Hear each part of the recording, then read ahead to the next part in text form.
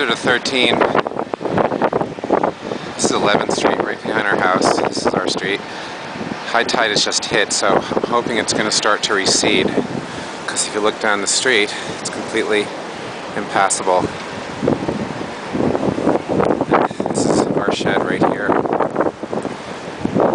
So, if you look in our backyard, you can actually see the water has started to fill in.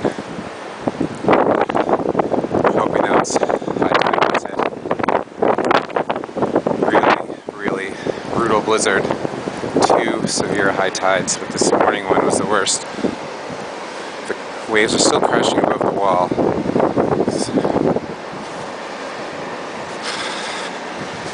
This is my driveway. I had to pull my car up to higher ground to the neighbor's yard. Alright, gotta keep shoveling.